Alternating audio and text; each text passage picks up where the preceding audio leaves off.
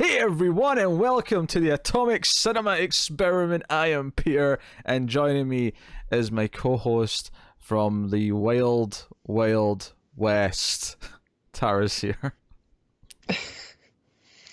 Greetings, citizens. It's the best Arnold I can do. I mean, I don't think I could do much better, so I can't really criticize it too much. But yeah, we're here because we do sci-fi movies every week. We watch a sci-fi movie, we get together, we talk about it. Anything between an hour and 2 hours. If this one is probably going to be closer to 2 hours. This is the fifth in the Terminator franchise on our little sci-fi movie podcast. We started doing the Terminator franchise about 3 months ago, maybe 4. And because there's a new one coming out, Terminator Dark Fate is hitting later this very month. And because of that, we started working through them. We did Terminator, which is a masterpiece. We did Terminator 2, which is basically also a masterpiece. We had Terminator 3, which was worse than we both remembered. We did so much worse than I remembered. We did Terminator Salvation, which was better than Terminator 3, but didn't really move up either in terms of its stance, if that makes sense. Which leads us to Terminator Genisys from 2015, which came 6 years after Salvation. And this is the film where they definitely ignore all the sequels apart from 1 and 2. In fact, hell, debatably they even ignore 2 in a lot of ways. But we can get into that when we get into the meat of the film. So I think they also ignore 1. Well, they acknowledge 1 until they completely break it and say, okay, now it's not happening anymore.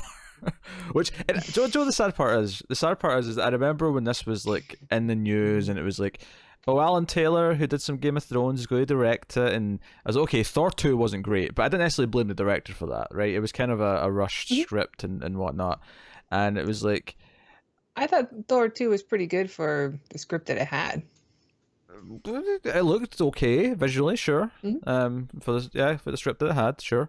But I was like, I wasn't really sold on it. Obviously, Jai Courtney was a bit of a warning sign. I'd seen a little Game of Thrones, but I didn't really have. Why is that? Why is Jai Courtney a warning sign? It's called A Good Day to Die Hard, which is the 5th Die Hard movie. Yeah, he is absolutely horrendous in that. He is what I would refer to is a vacuum of charisma. He sucks all the charisma out of the room and just leaves you with this plain dead scene where you're just praying. You're praying for. Okay, so you have something to base that on, because I really don't. Like, I know Hollywood was trying to push him as this leading actor, but I never saw that Die Hard film, and I never saw the TV show he was in, so I don't really understand the Jai Courtney bandwagon of just hating everything he touches. But I think he's a fine actor. I don't know. We'll get into it. Yeah, I don't know if I can get on board with the fine actor statement. Yeah, he's terrible. I was worried about that, but I mean, I'd only seen him in Terminator 5, maybe with a better director, maybe with a better script. Who knows? Maybe they could pull something out with him. Oh, he's not a good Kyle Reese. No. So, but the one not to spoil that, but oh yeah, it's not a spoiler to say he's Kyle Reese. Oh, you're saying it's a spoiler to say you don't like him already? Okay, that's fair enough. But the one thing that I was interested in getting out of this movie, the one thing I was hoping for, and for the record, we are starting spoiler free. And we'll give you a warning before we go into spoilers, as we always do, so do not worry about that if you happen to care and you've not seen this yet. And if you haven't seen this yet, then I envy you. I envy you so much. Yeah. You're the one who said let's do all the Terminator films before Dark Fate. I'm a glutton for punishment, what can I say? I knew it'd make a good episode, alright? I knew when I get into this it was going to be worth talking about. Just like a little self-flagellation. I hate myself. I hate Peter. I just got an image of myself in my head that I don't like. I'm not happy with that image, Tara. What are you doing? You got me whipping my own back. Yes. That's what watching Terminator Genisys feels like. The one thing I was kind of hoping for getting out of this movie was I'd heard that it was going to be playing with the timeline, and they referred to it as Back to the Future Part 2 style, and I thought, oh, that's kind of interesting. That's something different we've not done in Terminator. Because the last film, of course, completely did away with the time travel. And while I don't necessarily think that all Terminator movies need time travel, it is kind of interesting to go into this one and say, hey, why don't we really play with the time travel? Why don't we really make that the focus of the film? Okay, I can get on board with that. I can get into that and have fun with that stuff. And obviously, I think on the path to the release, I don't remember exactly what I thought of the first trailer. I think I was just kind of hopeful, and it was okay, or it was, it wasn't a complete red flag. But it was the final big trailer they put out, which revealed the John Connor stuff, where my expectations for this movie plummeted into the ocean, and to a depth of which I have never imagined. Where I went, this is like, I knew going into this movie it was already worse than the last two because of that trailer. Yeah, I knew I hated the trailer just because it spoiled so much, and I don't want to say what yet, but yeah, because this is the thing. Why would you do that, trailer? It is a total spoiler, so we will save it for the spoiler section. But I will say the spoiler that it does have was like, I hate this concept. Why are you doing this? This is just shock value nonsense. Like it does nothing. It makes you go, oh, so they're doing that, and I don't understand why they would choose to do that, and then why, if they're showing this major spoiler with one of the main characters that we know. Like who is this for? Like, why are they? It's going to piss off fans who don't see John Connor that way, and they're going to piss off non-fans who are like, who just don't want to know big plot points of films before they see the movie. Tara, I have sent you the official main poster for Terminator Genisys, and I want you to look at what's on the poster. Probably gonna freeze my camera. Okay, that's okay, because it's not just in the trailer. They had this on the key art. They had this on the main poster. What they were doing, which is baffling to me. It is absolutely baffling. So, needless to say, it's quite clear how I feel about this movie. And watching it again did not improve my opinion. Watching it again just felt like I went back to Vietnam, or I I don't even know what else to say about it. Tara, how did you feel watching Terminator Genisys again? I mean, it's boring. It's very disappointing. It's confusing. I don't like this movie very much. I'd say it's probably on par with the third film on how I feel about it. On par. I'm happy you didn't say it's, because I was really worried that you were going to get to a but there and say, but it's not as bad as the third one.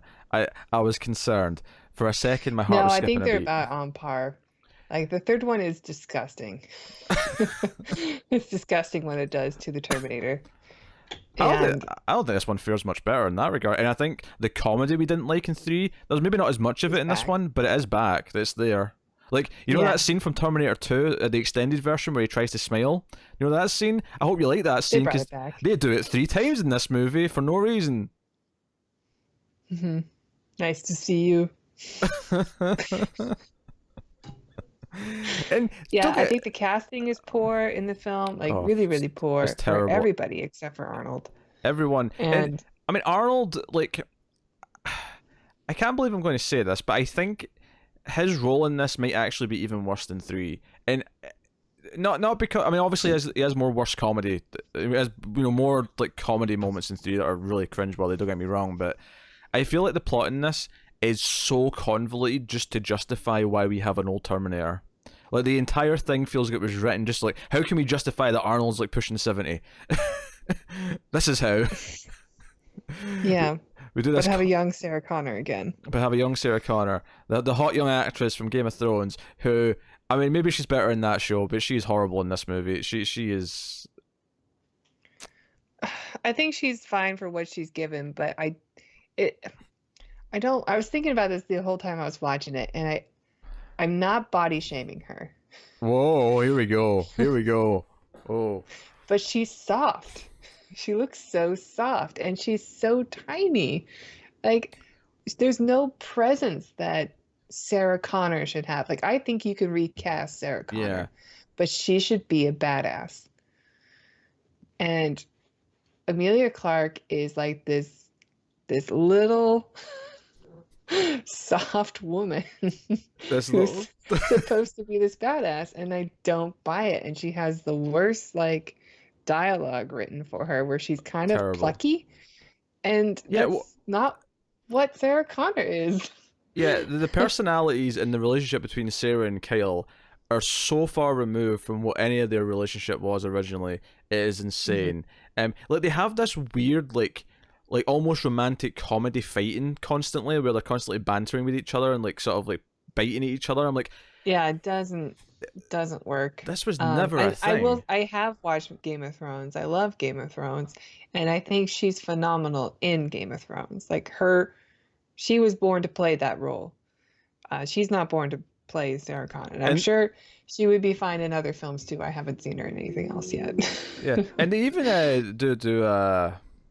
they even do a joke about her height as well at one point. There's like a point where they really emphasize how small she is. And I'm like, not that Sarah Connor has to be like super tall or anything like that. I mean, how tall? But she has no presence. You know, she looks like you can just flicker away. Neither of them do. I think Jai Courtney's lacking character and presence as well. Like, I mean, yeah, he's in good shape. Like he's big. He doesn't look like he comes from the same world that Kyle Reese does in the first one. Not at all. Like if anything, somehow the future there's a lot of access to protein shakes. Yeah, well, he's a giant. That was the joke I was about to make. Is that like if anything, he is far too big. Like Kyle Reese in the original Terminator, he looks kind of believable in that like because we might believe it looks like he survives. Yeah, that's what it looks like. Like he's barely surviving. We're meant to believe that in the future that they're struggling and like food's not like something they have like an unlimited supply of, right? That they're rationing because they're living underground. They have to eat rat and do whatever else. I don't know what they're doing. Like in Kyle, I mean, arguably Kyle in the original movie, Michael Biehn was in too good shape as well, but he was much more normal looking. He was like wiry and like spastic and like neurotic, you know, and he looks like he came from a world where he was barely surviving still. Yeah. And the only reason he has survived is because he is paranoid all the time. And here's the thing. It's impossible not to compare the performances of the actors in this movie to the original Terminator, because not only are they playing those characters, they recreate some of the early scenes from the original Terminator.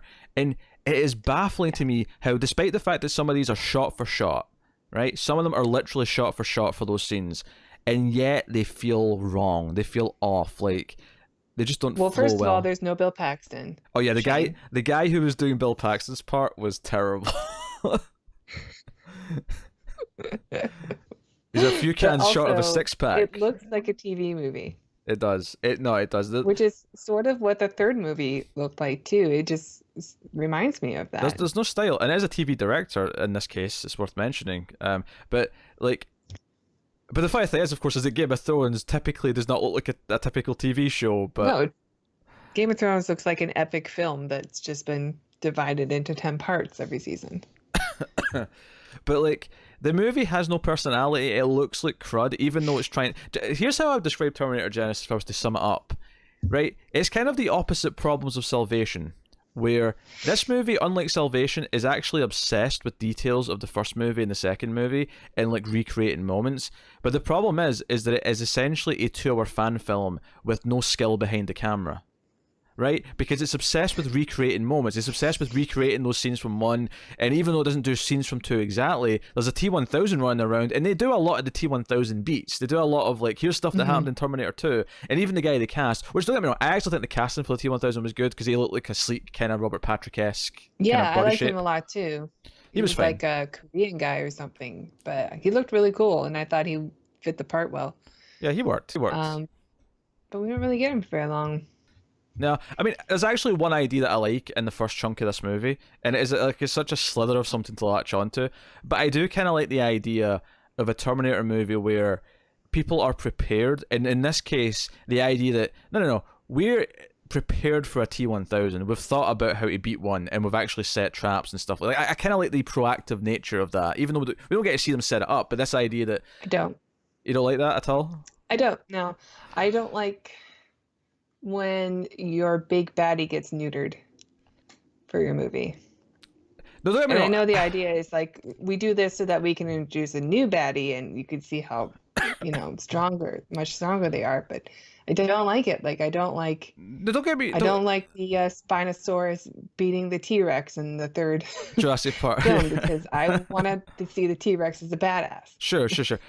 Now, don't get me wrong. I don't necessarily like the context that it's in this movie. I don't like that it's Sarah Connor in 1984. Like, that's weird. But like, if this was a movie set in the future, or this was like, a post T2 John Connor who was experienced, and it was like, no, this is how experienced he is with dealing with a T1000. He knows the sort of thing that can beat one, and that he's set traps, and it shows that he's this good now that he can take out a T1000, not easily, but like he can lure one in and he can defeat one, right? I'd be okay with that, because it would be like, okay, it'd show how much he's learned, it'd show how good he is now, and I like the idea of movies showing like how progressed characters have become. So even though it doesn't necessarily make sense for the characters in this movie, at least in the context of progression of going through the franchise, it's like, okay, we can deal with a T1000 to a certain degree now, because we can like sort of think ahead, and even the idea of dealing with a Terminator, the idea that Arnold's there to show up when the first one pops up, and none of this is spoiler stuff, because this is all in the trailer. I mean, admittedly, so is the big spoiler we're saving, but like, we have like, because even Arnold in 1984, who's like the one who's like the main character, who's going to still be around in the present day stuff, like even he still has CG in his face to de-age him, because he's not meant to be as old yet. He's meant to be like older than T1 Arnold, but not as old as present day Arnold. I thought that CG looked pretty good. It stuck out a couple of times. I thought the actual 1984 like Arrival, like T1 Arnold, I thought he looked noticeably worse than the Salvation version of him. I thought so too. I think Salvation used less CG and more like just a body double for as much as possible. Yeah. Because in this, the entire body, the entire body in this, I'm pretty sure was CG at points. See when like it was fighting with like the other Arnold, and he was like the movement just looked wrong. It looked kind of fake and like animated, and it felt rough the entire time. It looked bad. I think the effects from Salvation just in general hold up better than this. I think even early on in the Future War stuff, where we see the skeletons going around, like some of it looks good, but some of it did look a bit more CG. I was like, I'm that's kind of sticking out as a little bit more fake looking than Salvation was. And I wonder if it's just a case of this had a lower budget, still big budget, but not as big as Salvation might have had. I'm just guessing, just maybe. Based on the effects. Maybe it's just because this had more, even though the last one was in a desert, but like because it was like all these like sets and stuff, they maybe get away with a lot more. I don't know. Maybe. I mean, I have to assume that it lost money, because I know it was like critically panned and stuff, but wasn't this supposed to be the start of a trilogy, just like the last two? Yep. But well, I don't think 3 was meant to be the start of a trilogy, but Salvation and this one definitely were. And funnily enough, so is Dark Fate. So if Dark Fate fails, we'll have a trilogy of films that were supposed to start trilogies. Which I think is really funny, actually. I'm on my way to Box Office Mojo to corroborate your queries about the success and budget, but I'm excited to go through some of this stuff and like kind of talk about all the things that I think it gets wrong as we go. But in terms of the overall stuff, I think the other thing we have to mention, because we mentioned Emilia Clarke, we talked about her. Let's talk about Jai Courtney a little bit as Kyle Reese. He is just such a normal sort of like boring bro that he is like so like he it does seem like they just picked him up out of the gym. He offends me in this movie. Like see watching this movie and seeing him redo scenes that Michael Biehn did in the original, and Michael Biehn had this intensity. He had this like you say, like you said, wiry in terms of his body, but he was also kind of wired. Like because he was so on edge. Yeah, like frantic. Like he's paranoid. He grew up in a time where anything could kill him at any point, so he should be like wiry in personality and like sketchy, and I don't know, like I buy Michael Biehn as somebody from that kind of time. Jai Courtney, like I said, looks like they just picked him up at the gym in 2008 or whatever, 2009. Yeah. When did this movie come out? 2015. 2015. Yes. Yeah. That time. So I'm just looking here. So interestingly, yeah, the budget's lower. The budget went from 200 million in Salvation to 155 on Genisys. So still a huge budget. Don't get me wrong. It's a lot of money, but Uh, I didn't realize Salvation was 200 million. That's a lot of money. I know. Interestingly, Genesis actually made more worldwide than Salvation did, but that was largely due to the foreign market in China, because the domestic Yeah. is not even 100 million, whereas Salvation did straight past 100 million. So Salvation made 371 worldwide, and Genesis made 440. So I guess Whoa. I know. Do you know what's weird about that though is that I feel like that's why it keeps coming back, is because they're not doing well enough to get direct sequels, but they're doing just enough that it's like there's potential. There's potential for this Terminator We know franchise. people want a good Terminator. How do we make one? How do we provide it? Yeah. So yeah, Jai Courtney. Come like, on, Deadpool director. And then you have the problem of Jai Courtney and Amelia Clarke having zero chemistry, which is such a problem in this. They have nothing. Yeah, I mean, it's also the situation that they're in, right? Like, he's been sent there to protect her, but she already has a protector now in this film. So there's nothing for her to like they have chemistry and they fall in love because of the events of the first film, which don't happen anymore. So now it's like this, oh, we're supposed to have sex and create John Connor, but they don't. I mean, that's true, but like those actors in the first movie still have chemistry from the first minute they meet. You know, when they're in that car and he's like explaining things to her, there's electricity between them. They feel like they belong on screen together. They feel like they're vibing as characters playing off of each other. And we know he has a history of worshiping her in her photograph, which they try to recreate in this one. Oh my god!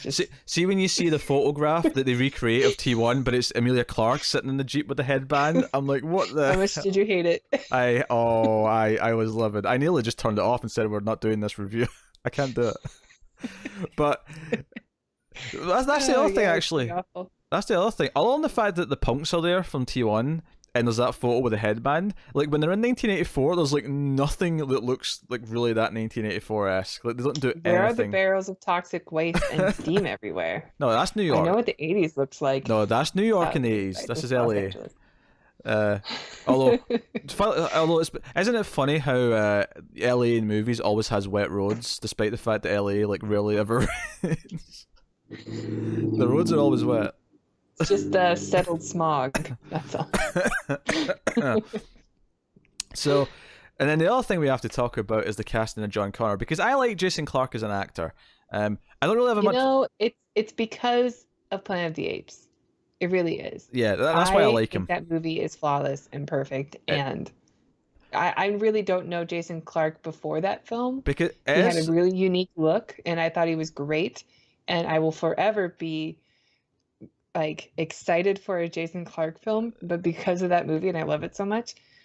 And every time I've seen a movie with him in it since, I've been like, this is terrible. That's a shame. Well, no, I think you're right, because I love him in Dawn of the Planet of the Apes. Dawn of the Planet of the Apes is like a fantastic movie, which we will cover at some point, because it is a absolute modern sci-fi classic. Spoiler, 10 out of 10. I'm not giving him a rating. I'm not going to spoil that. You. I love that movie so much. That was a faux pas. That was a podcasting faux pas that you did not break.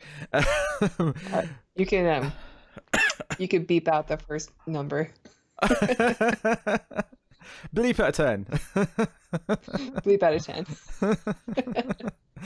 I'm not going to remember to do that. But he's so good in that movie. And then you look at like everything I've seen him in since. I saw him in Winchester. It was terrible. I saw him in the Pet Sematary remake. It was terrible. I saw him in Terminator Genisys. It was terrible. But not only was this movie terrible, he is so miscast as John Connor. He does not fit this role at all. Nobody fits their role, though. So I don't know if I can blame him. Like, I still will hold on to Jason Clarke being a good actor, because I know he's capable. Oh, sure, absolutely. But here's the thing. Like, I think Joe who fit the role, the dude they had playing him in the opening of T2, who kept his mouth shut and just looked through some binoculars, he fit the role. And to be honest, like out of the actors, like even though it wasn't a good performance because of the script, I do think out of the other three movies, like Christian Bale is the best one suited. He just didn't have the movie to do it in. Maybe by default, but no, I'm sticking with the guy from T2 who looks through the binoculars. He's the best Sean Connery we've had. Not counting the kid, obviously, right? I'm counting the kid. Okay. I'm expecting Edward Furlong to get killed in this new one, so I think you'll enjoy that then, if nothing else. No, I mean he's a fine kid, but like fine kid actor. But Sure. I want cool John Connor. And the only time I've ever gotten cool John Connor is that one shot where he looks at the binoculars and he turns his head, he's got this wicked scar. And you're like, all right. Hey, to be fair, that guy's a hero. The shot I'd before follow him. that, falling from behind through the tunnel's also pretty cool. That's like the hero shot. Yeah. Yeah. Don't I don't. Don't you wish you were watching T2? Yeah, those are good movies. I was thinking I think Jason Clarke is. I think he's actually very striking. He's a very striking looking individual. He's got a weird look. He's got that. He's got a really, and this is not body shaming, much like Tara was doing earlier with Emilia Clarke, which, as far as I'm aware, no relation. But he has a weird face. He has a weird face. It's a beautiful face. But it's kind of weird looking. It's irregular. I do think he's very handsome, but it's a unique looking face. Yeah, and there's stuff right away that didn't work for me in this, because this is the thing, we spent a long time in Salvation talking about the look and feel of the future and how it didn't work, and you can tell that the makers of this movie did care a bit more about trying to match T1 and 2, because it is nighttime, there are laser beams, that is true, but it's still not quite right, and I'll explain why it's not quite right when we get to spoilers, but it's just everybody is miscast. Everybody's miscast. You see Jason Clarke there with his parents, and could any three people look less alike? Well, it's not just that. It's just the raw filmmaking of it. Like, it has no style. It has no presence. We're in this scene in the future, and there's this big war scene as they're storming this base, and it just feels so empty and soulless. And if you go back to T1 and T2, there's so much. They're like joking with each other, and like. Yeah, they're real broy. I don't want broy. They're real broy, and like, if you go back to T1 and 2, there's so much like personality and character in those future segments. Those flashbacks with Kyle, like you feel so much like atmosphere. In this film, despite the fact that it has the nighttime and it has the laser beams, it's still lacking the atmosphere, and it's purely through the direction and casting. And then on top of that, so I want to mention one thing actually before we leave this, we'll come back to it in spoilers. Is there's a conversation between Kyle and John, like, this is the night they're going to win. This is the night they're going to win the war, and like, they're making small talk, and like, Kyle's like, oh, what do you want to do after we win? He's like, oh, a cold beer would be nice, and he smiles, and I'm like, I hate it. John Connor from T2 would never smile and say he wants a beer. What? How does Michael Biehn know what beer is? Yeah, that's a good point. How does he even know what beer is? Because there's jokes as well where he doesn't know. Off a rat. He doesn't know what a waitress is. They make a point of showing that he doesn't know what normal 20th century, early 21st century things are. And it does ignore T3 and Salvation, because Judgment Day was 1997, at least at this part of the movie. It changes, of course, once time travel stuff gets involved. And I don't know, that conversation, like, I was already pissed off, don't get me wrong, I think before that point, but that was the moment where I'm like, oh yeah, this is why I hate this movie. It's stuff like this, it just feels so out of character. And all through the movie, Kyle Reese, Sarah Connor, John Connor, they all feel out of character. Even the Terminator at points feels like he has too much personality, and it doesn't feel right. Yeah. Far too much personality. And I don't necessarily hate the idea of him becoming attached to someone. I mean, it happened in T2, but it was handled better in T2 because it was more subtle, it was more like nuanced, as opposed to this, where it's like, he keeps childhood drawings that Sarah did of him. Were you reminded of Data holding on to the little Tasha Yar hologram? And also, why is John Connor constantly referring to his mother as Sarah Connor full name? Like, do you see in the opening scene when they're talking about going back in time? He's like, hey, this is something you need to know about Sarah Connor. Like, why are you phrasing it that way? Why does Sarah fall in love with this stranger that says he's John Connor? Like, she has no relationship to him, so she shouldn't be like, oh, John. My son, my baby boy. It doesn't make any sense to me. Like, he's a stranger to you. Oh my god! I mean, He doesn't look anything like you, so. Do you know what? I can almost like. Just because he says he's your son doesn't mean you should buy it. I can almost see part of the reason for the plot of this movie in my head, like maybe the good idea that the writers at some point had that is completely lost in the movie. It's not there, but the idea they might have had at some point is like, what if we flipped Kyle and Sarah? What if Sarah was the one who knew everything and was more like John Connor, like a kid, where she grew up knowing she was going to be this thing, and Kyle was more the Sarah Connor, where he was like out of his element and didn't know what to do. Like, I think that was like the idea they had originally, right, way back at the start of the script. It's not really there. Like, it doesn't work in the movie. It just feels off. But like, I think that's what they were trying to at least start with. Well, either that or we have to write a plot that justifies a Terminator who's like nearly 70. So we're going to do all this time travel nonsense to make it work. Yeah. Well, at least we're getting one now, and I think it works because Sarah Connor's also aged. Sure. So it's one less thing we have to deal with. Well, here's the thing. Looking at Dark Fate, and I think, we've looked a little bit ahead at Dark Fate in all of these reviews. It's been hard not to talk about it, especially since before Salvation, the big new trailer came out. Yeah, plus it's like our last hope. I watched the trailer and I just hold on to everything that looks and feels right and good about it. If there's anything that doesn't, I'll just ignore it. Here's the positives that I'm going to say about Dark Fate based on the trailer. Just having watched Genisys again and seeing the problems in this, mainly with the cast and the actors and the lack of presence, is I think Mackenzie Davis in that trailer has presence. And do you know what's funny? Earlier on you said that Emilia Clarke was too small. If you'd asked me before I saw photos of her, like from this movie, and you said, "Oh, Mackenzie Davis is going to be a Terminator," I'd have been like, "What, from San Junipero?" I mean, I like her, but she looks too sleek and skinny, and like she doesn't fit as a Terminator. And then you see the photos in this, and she looks like she could break me in half. She is like, she has presence. And then the actor, she's a beast in that trailer. The actor playing the evil Terminator, I can't remember his name, but he was Ghost Rider on Agents of S.H.I.E.L.D., and I liked him in that. And he's Asian, right? No, he's Hispanic. Oh, okay. Oh, I thought he was Asian. I like the Asian Terminator in this movie. Oh, sure. But he looked good. I don't know. Yeah, he has a weird name. Actually, I saw his name earlier. It's like, I want to say Dev9. Like, it's not a T number. It's like Dev9 or something like that. I don't know. Oh, okay. The villain. Don't know what that means yet. Cool. I'm sure we'll find out.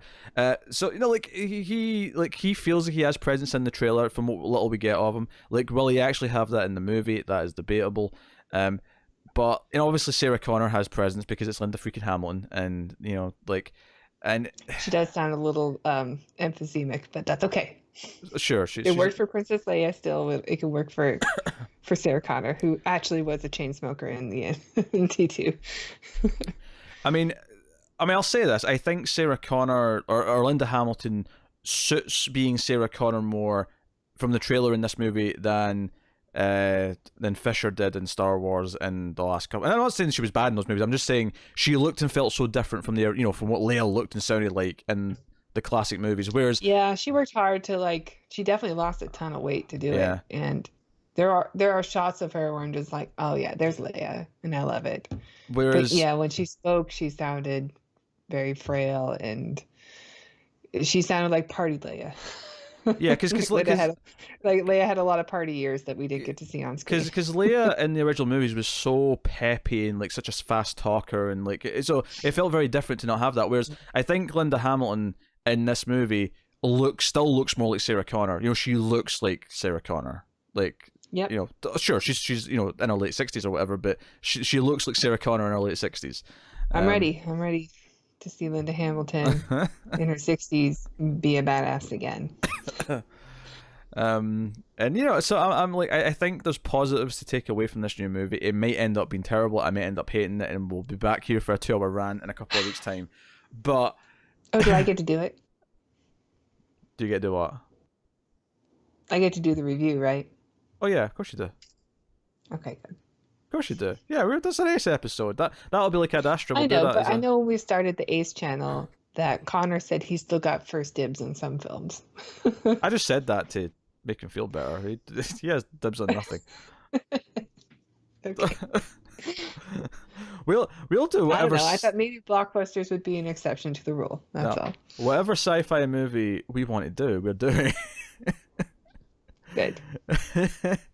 Hell, I'll even go back and delete the ones that he's already done if we redo it. I'm like, no, the Connor one never existed. It's been erased from the timeline. We're gonna go back in time and redo them. I'm kidding. I'm kidding. Those old Connor versions of some of the sci-fi movies will still be there, even if we have new versions of them. But no, it's a sci-fi movie podcast. We did all the Terminator franchise. There's no way we're not doing the new one. There's no way we're not doing Terminator 6. Good. Awesome. All right. Is there anything else I want to talk about before we get to spoilers? I don't like the action. I think the That's fair. action is done in this modern way that it's edited super fast. There's like 0 long takes in any of these scenes. I agree. Not even just the action. I think that's true of all the scenes. Like I think like it's too chop chop chop. Like I have to edit all the place. There's no moment where you can like just look at a scene for a while and like take everything in and the intensity of it. In fact, instead it's just go bang bang flip. the only scenes in the movie that have shots that last longer than a few seconds are the ones from T1 that they recreate because they wanted to do it shot for shot. That is the only time where the shots linger for long enough to like sort of enjoy the. Because even the pacing, like you know that scene from T1 that they're doing this where Arnold goes up to the punks and he's like, "Your clothes, give them to me." You know, he's a couple of cans short of a 6-pack. You know, see that? Obviously, I know all those lines of dialogue because I've seen the Terminator like so many times. But they've changed them, right? Because they had to make it PG-13. They changed them a little bit. They changed some of the other ones. There's actually one with Kale that annoys me way more. When he asks what year it is, he phrases it kind of different, but to the cop.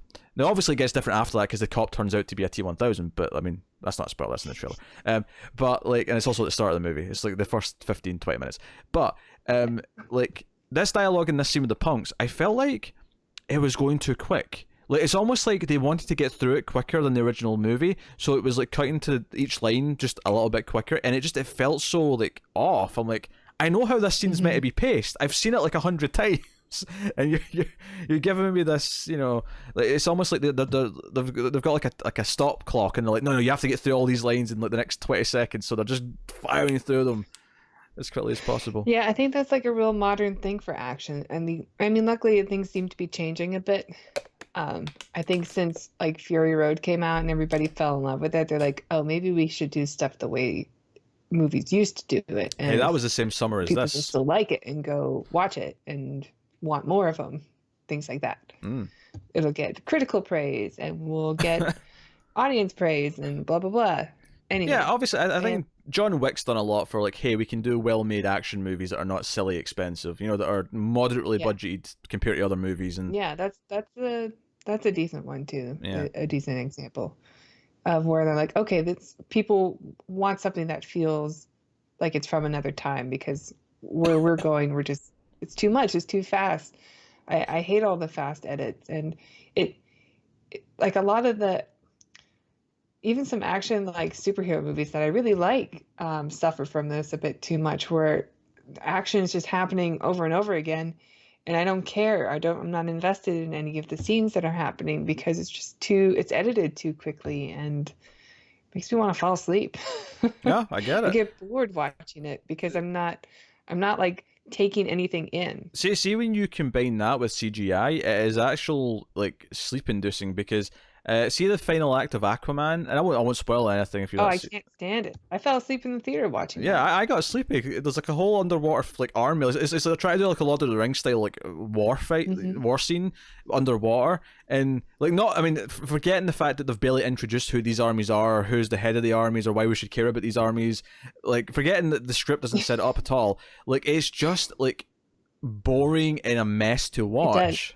It literally puts me to sleep. And I fell asleep. I mean, granted, I went to like a 10:30 showing at night, but so I was already pretty tired. But like, I fell asleep for an hour, and I struggled. Like, for the hour before that, I was just bobbing up and down. That's not a water pun, but like I was really struggling. And to be fair, and you're right.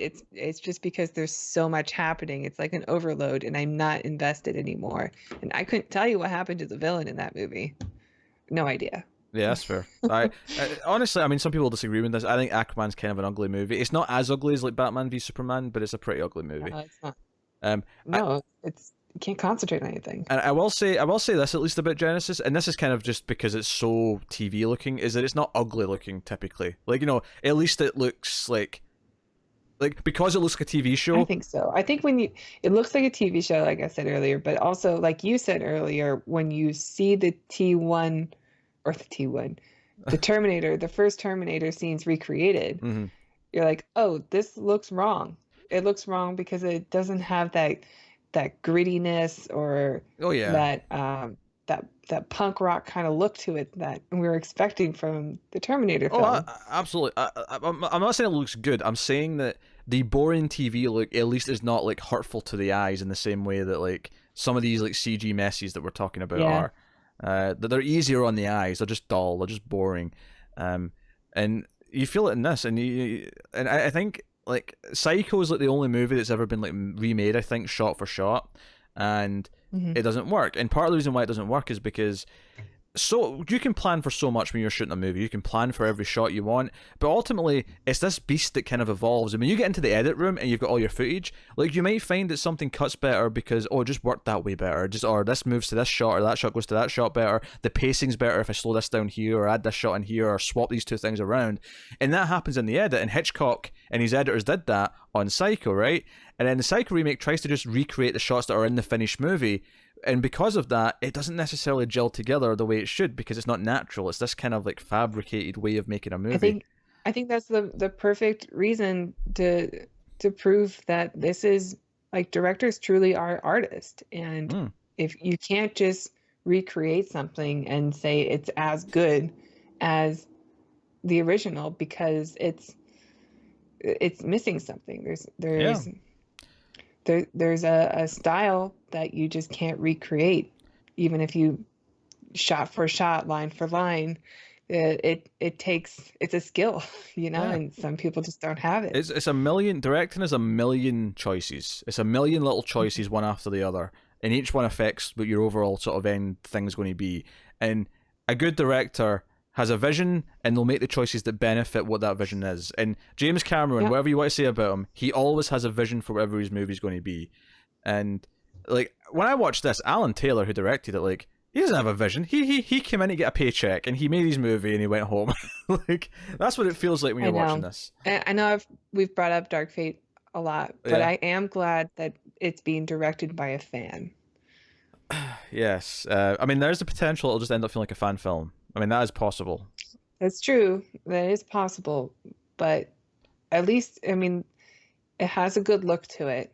And it's, I think it's somebody who wants to see this franchise, you know, revitalized in a way that will please fans. And I know he's a decent director, although I'm not the biggest fan of the Deadpool films, but like. Yeah, me neither. I mean, he's a decent director, like, and the action shots were good. I like the grittiness of the world. And yeah, the comedy worked. So if they go the comedy road again, at least I have a little bit more faith. I will be so delighted if there's like almost no comedy. And do you know what I feel like it is? I feel like T2 had a couple of funny moments, and then T3 went, oh, there's a couple of funny moments. We can do tons of jokes now. Now comedy's a part of the franchise. It's so frustrating. That's what fans love. Fans love it when you shit all over their product. Yeah, of their fandom. I don't know. The salt. I hate that we keep talking about T3. I hate that movie. Oh, the salt is glorious. I love it. All right. So yeah, the action's not great. It feels like it just kind of goes through the motions, especially since half of the action scenes are just trying to kind of recreate moments from the other Terminator movies, rather than try to do their own thing, which is very frustrating. So I will say, as much as I complained about the effects, and I do think the young Arnold Terminator looks really off pretty much the whole time, I will say the liquid metal in the T-1000 I thought did look pretty good. I generally thought that looked quite nice. So I like the T-1000 a lot in the movie. Yeah, small credits where credits are due, I guess is what I'm saying. But I think we should maybe make the voyage into spoilers. Let's do this. Number one. Hey, we even get stars like going past us. I mean, space. The final frontier. Set a course for spoilers. Warp 10. Engage. Before we move into the spoiler section, Tara's going to tell you about Patreon. Oh, yeah. If you enjoy our channel and like what we do and want to see more, you can go to patreon.com/MilefuzTV. Donations are just $1 a month if you want, and you'll get a ton of bonus features. Like you get our bloopers. Our tangents that get edited out are now on Patreon, and you get bonus episodes of The Ace, of course. You can check out our reviews of Leviathan, Time Cop, the most important one, Judge Dredd, the 93 version, and yeah. And if you want to donate more, you get more stuff. Like you can vote on what we're going to watch. You can submit ideas for us to watch, and yeah, maybe we'll pick your movie to review. So check it out. Whoa. That was so smooth, except for all the laughter at the first half. But yeah, there you go. Yeah, go to Patreon, guys. Okay, spoilers then for Terminator Genisys. I've not even mentioned the spelling of the title yet. How did we get this far without talking about the stupid spelling? I mean, it's dumb, but I understand at least why they did it that way. Because it's a stupid app. It's an OS. You know, and OSs all have dumb names. So. Your new Terminator maybe is about an operating system. Windows 95 has went rogue. So the movie starts, and you know, I remember this from the theater, that it actually starts me off on a positive note. Like, it actually lulls me into thinking that I might not completely hate every step of every other second of it. And that is because of the music. Music. For the first time since Terminator 2, the main goddamn theme is actually used in the movie. No, it's not because they hint at it a few times, don't get me wrong, and they never really quite go fully into it, but it was kind of there at the start. Even though I think, you know, Kyle Reese's narration is terrible and redundant, and obviously they just flat out lift parts of the original speech from Terminator 1 and 2. He quotes Sarah Connor from T2's narration, like, for a couple of lines. It is there. I mean, you can't have a Terminator film without a narrator for some reason. I've never been a fan of the narration in these films, even in the first two. Yeah. Well, did the first one have narration? Yeah, text. It had like a text screen. It had the text. Yeah. Which I don't think was necessary either, but I get it. They're trying to set up a future world. Yeah.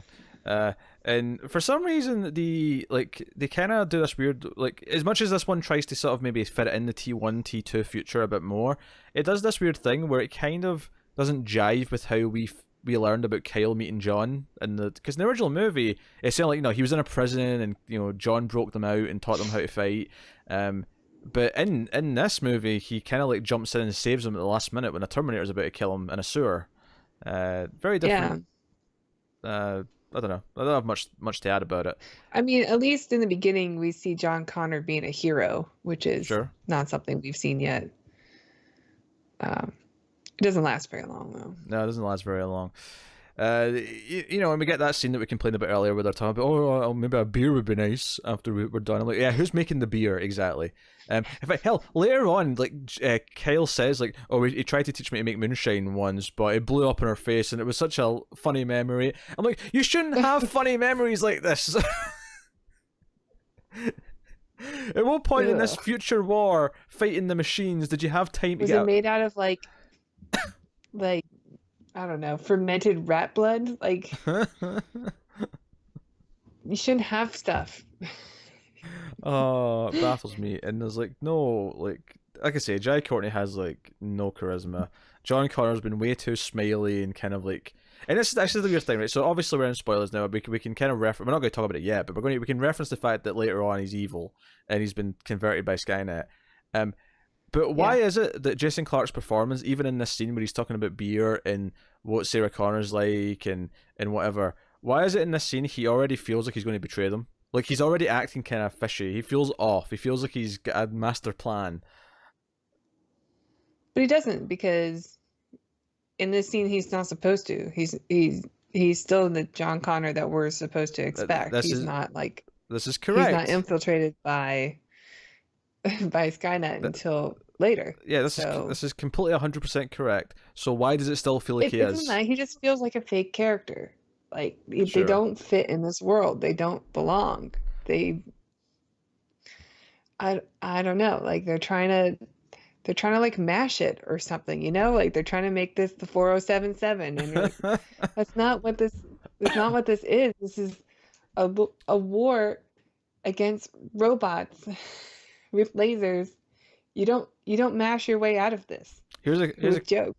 So here's a question, right? So we find out that the big mission that's going to like kill Skynet and therefore like bring down the Terminators is actually happening in like Cleveland or something like that. Like it's further away, and Mhm. John's not going in that mission. John's going in this other mission to this what looks like just a farming sort of building, and Kyle kind of questions this and he's like, "No, trust me. There's something underneath that. It's not. It's a cover." And obviously, what we find out is it's a time travel like device. That's where this is, and it's like, okay, fair enough. This is important. This lines up, and you know they have the shots of Arnold. You know we don't see his face, obviously, just the silhouette of the naked Arnold like walking No, up, and but I like this part. I like seeing the connectivity to the first film where Skynet is losing or mm-hmm, has basically lost, and they sent in their last hope, which is the Terminators have sent in their last Hail Mary, which is yeah, sending the T-800 back in time. yeah. I actually really like that. It's.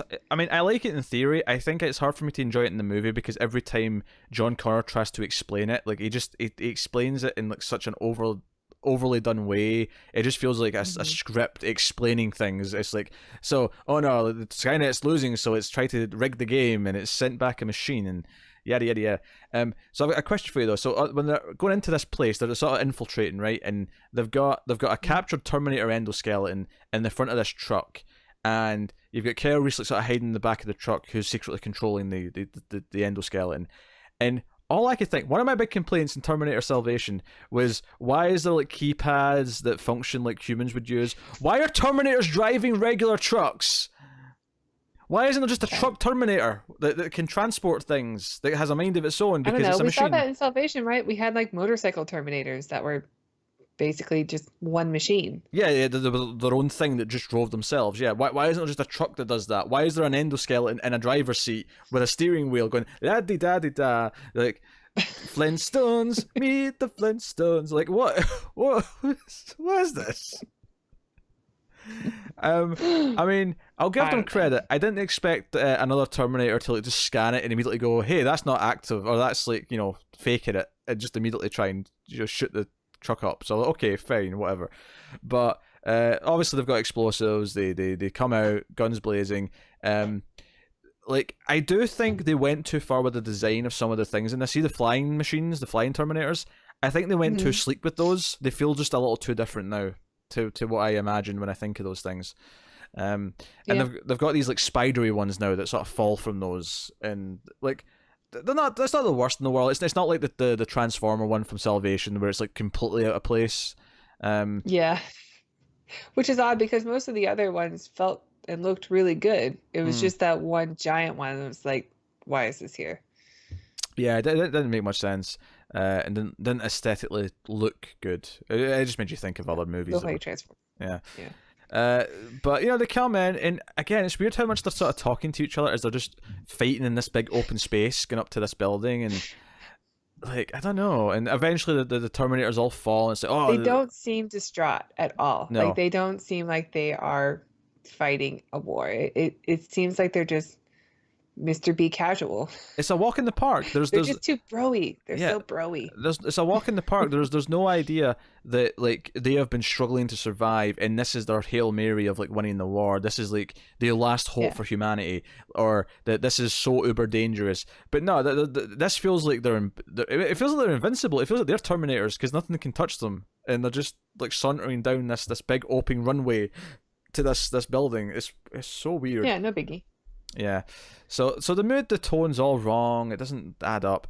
They get in, they find this time travel, thingamajig, and it's like, okay, we're because actually Joe's the perfect little beat here to show how they just add humor in like in an unnecessary way that really just takes away from the moment.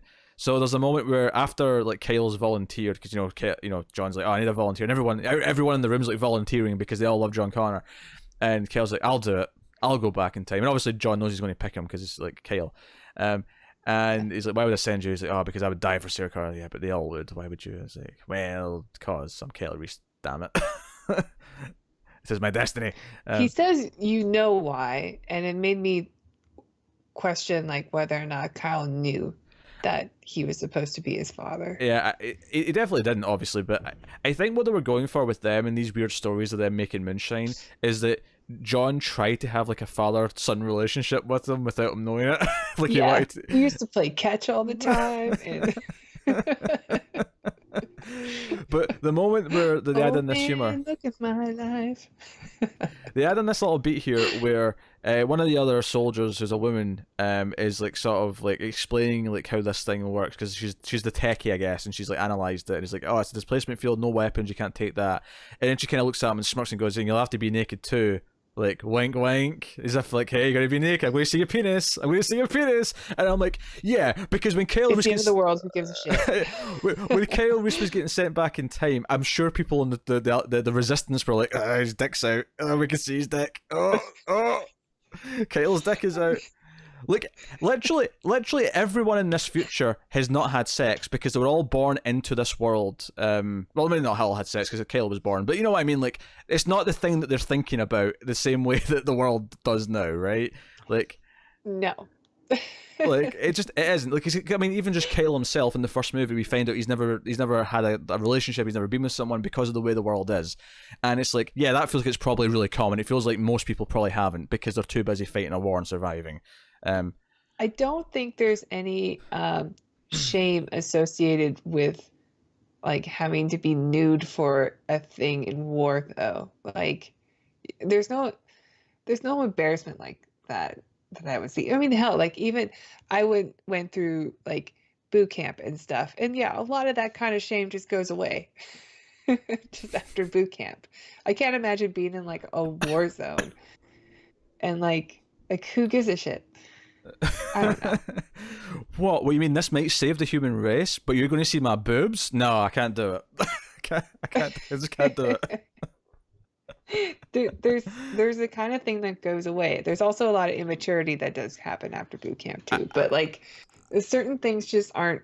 I almost like, it's dumb. It almost feels like it's going to go into a full on like comedy version of the scene where like Kyle says, you know what? Okay, I'll only do it if everyone else in the room gets naked too. And like I can almost see the parody scene like, play out. Why is there a crowd surrounding him, other than the fact that it's a good way to hide his penis from the camera? Yeah, because it'd be great if they started applauding. Actually, do you know what this room reminded me of? This time travel room, because it's kind of it's like a sort of dome almost. It's a circular room with this thing in the middle. Do you know what it reminded me of? When they first enter Cerebro? it. No, although that's a fair comparison actually. But it was when they first open the access hatch and they drop in a flare. It really reminded me of Alien. You know when they dropped the flare inside the alien ship when they find the thing, you know, in the first half of Alien. It really reminded me of that for some reason, just the way they were dropping in without all the vagina like doors. Obviously. Yeah, it's a shame. Yeah, it's a shame. Yeah. No Giger. Maybe that would have made them feel more comfortable getting naked. Is it? Yeah. When in Rome.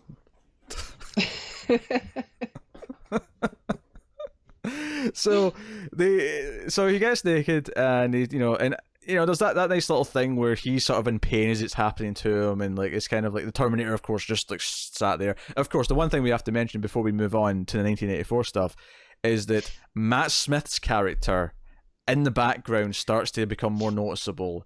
Of course, if you don't know who Matt, I'm not a Whovian. Like, I don't watch Doctor Who. I don't get it. Doctor Who. But Doctor Who. I don't speak British. I don't get Doctor Who.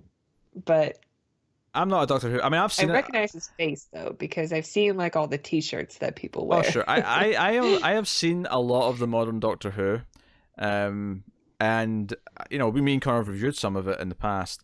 Mainly because Connor's a big fan, so it was like, we're doing Doctor Who, and I'm like, okay, fine. Like, I don't, but so British. But if you watch any of those reviews or listen to I them, bet he's a wizard also. Yeah, he likes Harry Potter. I think he does. Yeah, I'm not a Harry Potter dude, or Doctor Who did. But Doctor Who, like it can have its moments, right? But it is like, like it's not great. Right. I just mean, like, even though I'm not a Whovian, like, I still recognize his face. He's a Yeah. very recognizable person, and like, As right soon when as you you see see him, him, that yeah, guy's important. because he's just in the background. He's just like he's just sort of scowling. He's like, and he's like sneaking up to John Connor. He's sneaking up, and he's going to get him. And it's just as Kyle's in the electrical orb that he's like, I've got you, John Connor. He's like, and it's like, you thought it would be that easy. Do you know what's so weird about this is, or not weird, but well, yeah, weird, is that they cast this really well known actor now, who's at this point probably just coming off of Doctor Who, around that time, and he's not actually in the movie that much, but of course it adds to one of the big complaints I had from Salvation, is that under no circumstance, and I mean this, writers, I mean this, under no circumstance should Skynet have a voice, a face, and in this case, a whole goddamn body walking around in. Upset. And he should not monologue. Skynet, under no circumstance, should be monologuing at any point. Oh. Or have keypads. Or have keypads. Yes. Doesn't need keypads. He can just control it from within. Easy peasy. I say he, it. A sentient being, this machine. Yeah, I mean, in Salvation, Skynet was a she, That's so true. pretty progressive. Our killer robot AI is a woman. Look at us go. I've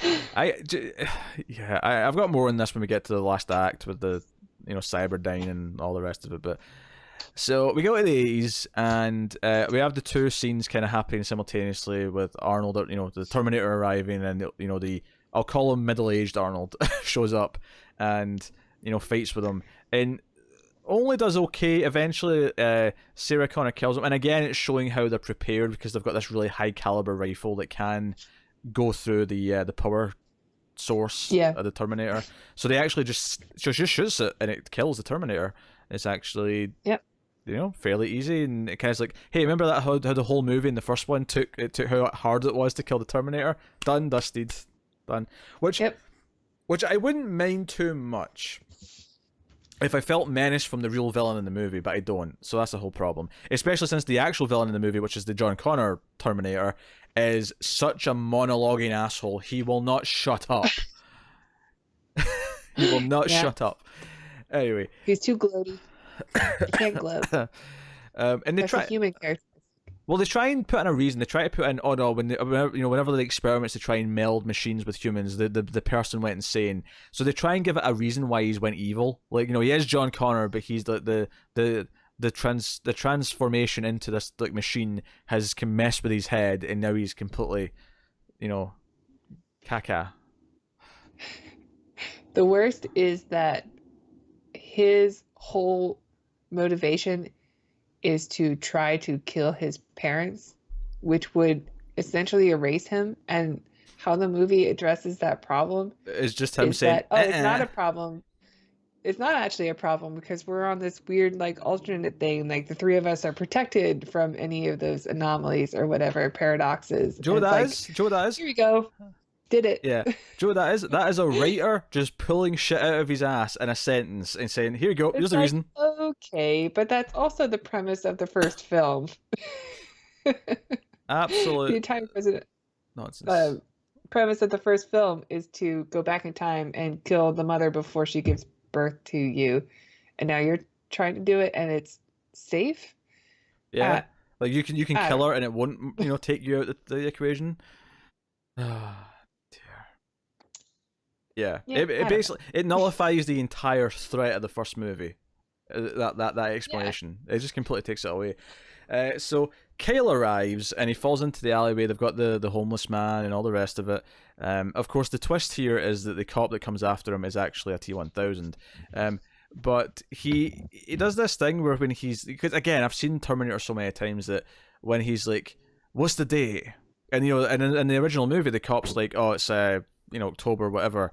And he's like, "The year." I always remember Michael Biehn going, "The year." Like he's got a really specific delivery of that line as he's pointing the gun at him. And in this movie, like, and this is just a script thing, but Jai Courtney just sort of like says it all in one go. He's like, "What's the day? The year." Like he just does it in one thing. He doesn't let him respond. It's so weird. Oh dear. And you know what's bizarre is that technically this should alter the events, but he still runs into the department store and still does all the little things that happen in Terminator 1. You know, he checks his feet against the Nike shoes, or sorry, Nike. Sorry, I should use the proper worldwide version of the word. I'm sorry. It's a British thing. We say Nike. Okay. Nike. Yeah. I don't mind that. Like, I kind of like seeing the beats from the first film. Like, if they're going to go back and recreate the first film, like I want to see everything. We see like the homeless guy, although he doesn't have the same lines because it's not a rated R film. And I don't mind that. I actually thought that scene was pretty tense. I like watching Jai Courtney like wiggle around the bottom of the store and stuff like that. He moves fast. I mean, for me, it was just another example of showing how doing the exact same things doesn't equal the same results. No, it's true, but I liked the T-1000 chasing him. Sure. No, I mean, T-1000's fun. You know, T-1000 coming out of the mirror once the cops show up, and there's a cop here who survives just so we can have J.K. Simmons in 2017 when we get there. He's so wasted. What a waste of a character. He is so. He's the best part of the movie. He's got the best 2 lines of dialogue in this whole movie, and I'll bring them up when we get there. Yeah, so T-1000's chasing him, and they try shooting it. You know, he's doing his knifey swipes. I will say it did feel really easy for Kyle to evade him, like, you know, because the T-1000 is literally swiping his blades at him, and Kyle's just like leaning back and dodging. And I'm trying to imagine in T2 like someone just trying to dodge like the T-1000 like that as if they're in like a fight. It just, you know, it just wouldn't work. Like he would just, I don't know. It felt weird. Like they kind of nerfed him a little bit, but you know, of course, the big truck with Sarah Connor. Or it's more of an armored van actually. They've got like a old armored van that somehow from somewhere. Mm-hmm. But they come bustling into the store, and Sarah Connor says the line, and I don't even come with me if you want to live. I don't even hate that she says that, even though it's weird. Like, why would she say that? Why would she have that in her head? But what bothers me more is that this, again, it recurs this theme of them pulling moments and lines from the previous movies. This movie is nothing but a nostalgia trap, because all they want to do is use things from the past. So the very next thing she says when he's like sort of hesitating is like, move, soldier! And it's that moment from the end of Terminator 1 when they're in the factory and like Kyle's been injured and she's like, on your feet, soldier! You know, like, it's that moment. They deliberately phrase it and have her shout it that way to mimic that scene from the first Terminator. And it's like, but here's the thing, in the first Terminator, we earned that moment. She grew so much over the course of that. She grew to care about Kyle, and her yelling at him and making him move was this flip at the end of the film where, you know, because the whole movie, Kyle's the one dragging her. She's too scared to survive. She's too scared to fight back. And at the end of the movie, it's flipped, and she's like, on your feet, you are surviving. I am now Sarah Connor. I am the Sarah Connor who's going to be going around with a shotgun in T2. Come on, get up. And here, she just rolls in and she's already there, and it's just, I don't know, like, it's not earned. Yeah. Again, we're supposed to buy her as like the T2 version of Sarah Connor in T1, but it doesn't fit. It doesn't fit. She doesn't look like her. And I'm not just saying that, like, she doesn't look hardened. She doesn't look battle worn, or like she's been training her whole life for this, which we assume that she has, because we find out that the Terminator went back in time further to protect her so that she would be ready to fight. So she should be going through all this, and she's not. She doesn't seem capable, even though she has the confidence of someone who would be against Terminators. They have her dressing like Sarah Connor for T2. I thought it was a cop out not to give her the 80s hair from the first movie. She has a modern day haircut. Yeah, it doesn't. It looks out of place. Yeah, give her the big poofy hair, the big poofy 80s hair. Go on. Yeah, come on. You cowards. I mean, even if you don't, like, you can give her something that's a lot more low maintenance. That would make sense. Sure. But give her a low maintenance like 80s look. So. The T-1000 chasing after them. There's like a bit of the T-1000 in the back of the truck. Kyle tries to murder a Terminator because he's like, that's a Terminator. That's a skin job. Why is he doing here? There's a whole conflict with that. But him not wanting to trust them. I mean, that could have been interesting. The idea that he doesn't want to trust the Terminator. Again, I do have to roll my eyes a little bit though that again Arnold's a good guy. Like, you know, we somehow keep having a good guy Arnold, and in fact they set up a mystery here that no one knows who sent him back and what part of the timeline he came from. And all I can think was this is trilogy set up, because I don't know if you noticed this. That is never answered in this film. They never even bring it up again after the first third of the movie. That line stood out to me, and not as trilogy fodder, but as just we don't want to explain it, so therefore we don't know. Therefore, done. No, I'm pretty sure it was meant to be explained in, like, the second movie. Like, I feel like that was the point, but dear. I just upsets me.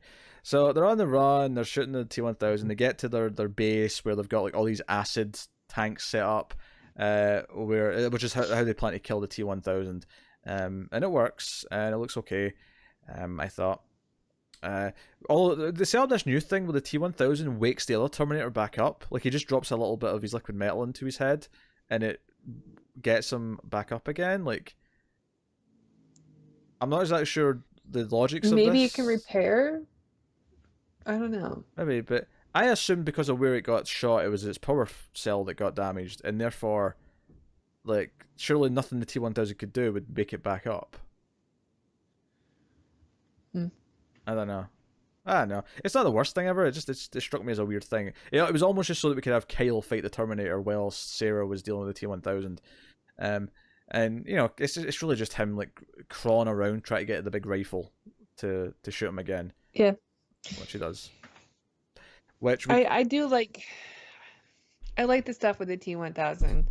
I'm just grasping at straws here, but like, I like that. I like the look of him. I like the acid dropping on him looked really cool. Convenient that they're just pipes of acid. Oh no, it wasn't pipes. It was barrels that they'd set up. They'd planned for this. Like they'd set a trap. All right. Which I don't hate that idea. That looked good. Yeah, that looked good. Yeah. And then it's like, okay, they Kevin did, right? What's the name of Kevin McAllister from? Oh yeah, Home Alone. Keep your change, you filthy animal.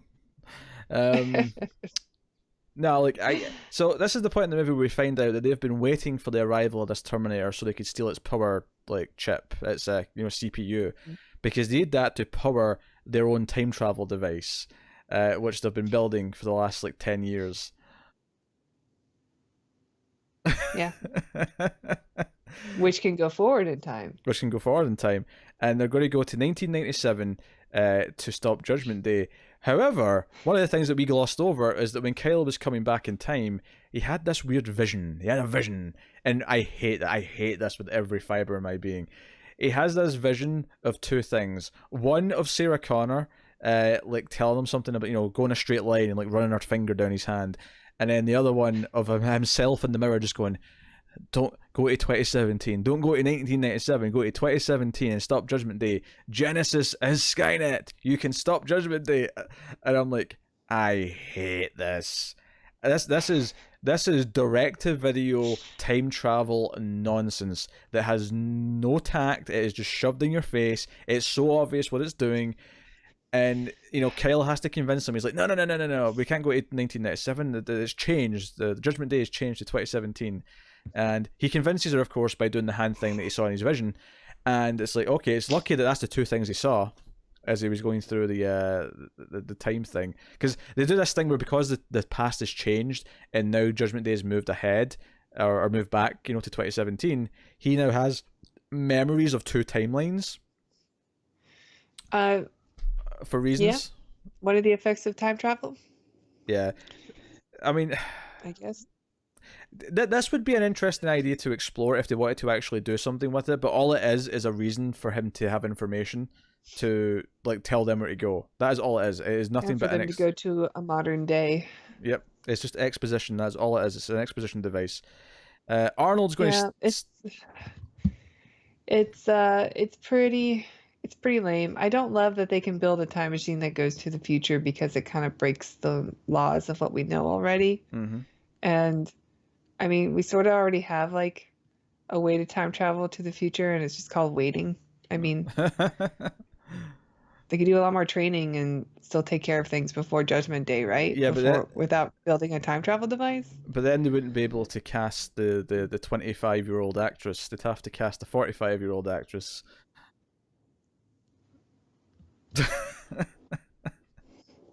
That's the reason. That's part of the reason.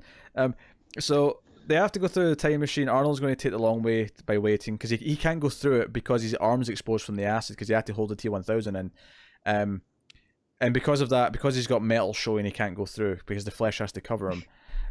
Which is a shame because we have a whole awkward scene here where they have to be naked together. And all I could think was, if this is uncomfortable, why not stand back to back? Like, why are you facing each other? Just face the other way if you feel a little weird. Well, Jack Courtney's already been through this. This isn't his first rodeo, so sure, it's all right. Sure. But like, I do hate that the Terminator has to wait, even though that's why it explains that he gets old because he waits around for the 20+ years. But it did rob me of naked Arnold standing next to these two naked young people awkwardly in a scene, and I kind of wanted that. And looking awesome, probably. I just want him staying. I don't think there's like a scene where they're undressing before in like a locker room. The bonding scene. And you get like this silhouette of Amelia Clark's boobs like against the brick wall, and it's like, I don't know, it just comes off as like poor taste. Yeah, because they're doing this thing where even though they've barely hinted at it so far that Kyle's already in love with her because he's kind of idolized her, because it showed that he dropped the photo.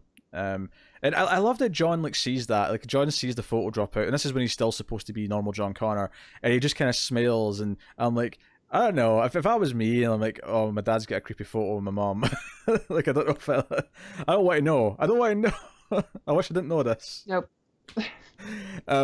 But like it's the bonding scene where he kind of like catches this glimpse of the shadow, like you say, on the wall of her being naked, and he's like, "Oh, Sarah Connor naked." my whole life's been building to this. My whole life. You would think he'd be like, "Okay, you go out first. I just need a couple more minutes."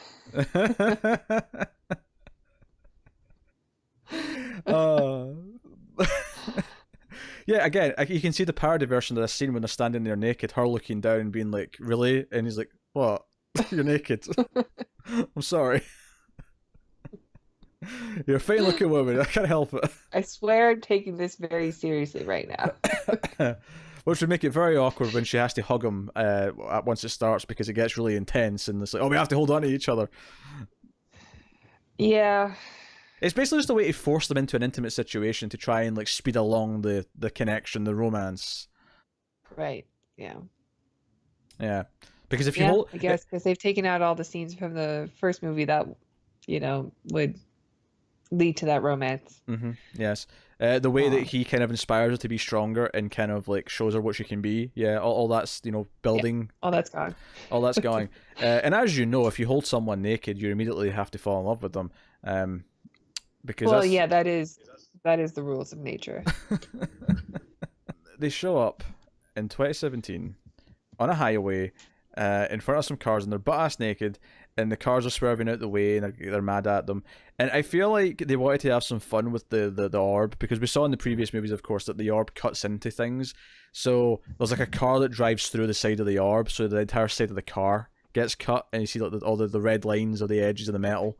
Where that looked cool. Yeah, that was a decent enough idea, and they're kind of pissed that Arnold's not there. He of course is actually just stuck in traffic. He's down in the underpass looking up at them because they're in San Francisco at this point. Yeah, it is California. Yeah, and he's just looking up at them. He's like, "Damn, I'm late." And of course he says, "Bite me," because we have to do this thing where he repeats the line that Emilia Clarke said to him, because she said "bite me" before. Yeah, Kyle Reese gets hit by a car. He does, yes. On a highway, and is totally fine after. That scene really rubbed me the wrong way. Like he's literally butt-ass naked, and he's not even got a scratch on him after being hit by a car. Being hit by a car on a highway, and yeah, it goes flying and holds on to Sarah Connor so to protect her. So he takes the brunt of the fall. And yeah, there's no scratch, no scrapes, no bruising, no broken bones, no shattered skull with brains hanging out. Is he a Terminator? He may be. Hell, even Sarah in this scene, like, even if he takes the initial hit, I feel like it'd still kill her too. Yep. I'm fairly certain they should both be dead, but whatever. They get taken to the So, hospital. bizarre choice. Oh, yeah, they get taken to the hospital by police. J.K. Simmons shows up. He's the older version of the cop from 1984, and it's like whatever. And he's like, he's been investigating this for 30 years. He's like, oh, I saw the security footage from the highway. Like, this is the guy. I saw him in 1984. This is the guy. I want to speak to him. And the other cops just kind of make fun of him and think he's a nut job. And you know, again, we have this scene where the police come in and question them, and they've been checked out. They're in like scrubs now in the hospital, and like they just bicker at each other this entire scene. And don't get me wrong, they kind of try to play it as no, it's a tactic to like, so they start fighting, so that they'll drop some instruments so that they can get some lockpicks to get out their handcuffs. But the entire scene, just like, this is not Sarah Connor and Kyle Reese. This is going for your romantic comedy nonsense where you know, cracking jokes about things. It doesn't work. It does not. They just feel too peppy. Mm-hmm. I don't know what I'm looking for. They're too upbeat. They feel like they belong in a Marvel movie. Yeah, they're quippy. Yeah, they're quippy. A Terminator character should not be quippy. Quippy Sarah Connor and quippy Kyle Reese. I want paranoid, twitchy, battle-hardened badasses. Yes, instead of this wet potato that they're telling me is an actor. I heard he's really good in Rome or Spartacus, one of those shows I haven't seen. Probably because he's like half naked and doesn't have any lines. Maybe. I don't know. He's anyway. So they get out their handcuffs, but of course in walks John Connor in a suit to like get them out, and they're like, "What, John?" And then and he hugs Kyle, and then Sarah hugs him, and she's like, "Wait a minute, what if you're not really John Connor? Like the T-1000 can mimic people," and like, yeah, because you know what he looks like. Yeah, right? Look at him. He looks exactly like me. And he's like, oh, no, she's right. I should prove it. And he gives some information. And this is really for us to know that he really is John Connor, even though we're going to find out in a minute that he's like a Terminator as well. Which, by the way, they get out the building, and they're in the parking lot, and John Connor just says, he just calls him Dad at one point, and he's like, "What, you didn't tell him?" And I'm like, "Wait, you were with him for like a decade in the future, and you don't accidentally call him Dad." I know, like you were with him for a decade in the future, and you never once slipped and accidentally called him Dad. Yet you're in this time period for like 30 seconds, and you just drop the D word. What the hell? No, you don't even call your mom. Yeah, you were calling her Sarah Connor like the whole time in the future, and everyone knows that's your mum. I laughed so hard when that happened. Like, this is fucking ridiculous. I need to bleep you. God damn it, Tara. I'm not going to remember to. YouTube better not pick that up. So, goddamn potty mouth Americans. Might be half water and half gin. Is it? To be honest? Is it gin? The booze? Yeah, it's left over from yesterday when I was watching Genisys. I never finished it. I'm not a very good drinker. Oh, perfect. So I want to give you one of the two good J.K. Simmons lines. So Arnold shows up at the hospital, and he ends up like smashing a guy's face in the monitor room, where all the cameras, the feeds are going to. And J.K. Simmons afterwards comes into the, after he sees like Arnold like fighting John Connor, which happens in a minute, smash him into the Pepsi machine and everything. He comes out of this like surveillance room. He's like, "I need information," and he comes in, and the guy's knocked out and the screens are all smashed, and he just says, he has the most ridiculous but most wonderful line in the movie where he goes, "Goddamn machines or goddamn robots from the future covering their tracks," and he just walks out. And I'm like, you know what, Simmons, you are a gem for selling that line as well as you did, because it's silly. Yeah, I mean, I guess he's great in Spider-Man in like a comedic role, but it is fun to see J.K. Simmons play someone so different from what he normally plays, because he's a great actor, and I always want to be intimidated when I see him. But yeah, I mean, he is funny in this, and he sells the character well, but he's sort of kind of wasted, like, as a character, though. After this section, you'll see him once more when they're in the police station. In fact, I'll just give you the other line just now. Is when he decides to help Sarah Connor and that, he's like breaking her out. He's like, I need like a good reason to like really go through with this and like break my oath as a cop and like unhandcuff you, and can you give me something? And she just says, "We're trying to stop the end of the world," and he's like, "I can go with that." Yeah, his delivery just makes it work. But after that, he's just forgotten. He only exists to get them out of a jam later on in the film. Mm-hmm. That is the entire point of his character, which is a shame, because he's J.K. Simmons. It's a waste. He should have been the Michael Ironside of Salvation. He should have been in that role. Yeah. He should have been throwing chairs at John Connor every time he didn't kill a Terminator. Anyway, so Arnold shows up and immediately shoots John Connor. And Kyle's like, "See, I told you, he's evil, he's a Terminator." And Sarah's like, "No, wait a minute." And of course John Connor gets back up. John Connor is like a nanobot Terminator. Like, he's not liquid metal. He's got like a skeleton, but he's got nanobots over the top. So he's got this kind of weird... That's what the heat did from the hand of the Doctor Who guy. Yeah, he's got like this weird kind of like black skeleton, and then he's got like the nanobots over the top of it. And he's like, "Yeah, Skynet changed me, and Skynet has to exist. I've been here for a few years making sure that everything goes to plan." And obviously this is the scene where they explain the whole "I can kill you" bollocks. But he eventually they start fighting, and he wants them to join his side. I'm like, why would they want to do that? Why would they want to side with Skynet and evil John Connor? Which, I even just on its face value, I hate evil John Connor. Like, this is the most stupid bullshit twist that this franchise could have pulled. This is the moment where the movie goes from just being really bad to being absolute garbage. Is this idea? Yeah, I mean, I guess I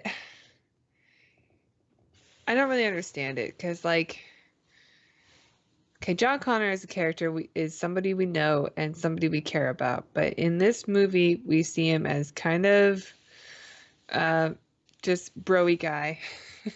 Like, he's important to Kyle Reese. He's not really that important to Sarah Connor at this time. I guess he's important because she knows that he's going to be his son in the future, but it's not, they have no relationship yet. So it's a confusing choice, and I don't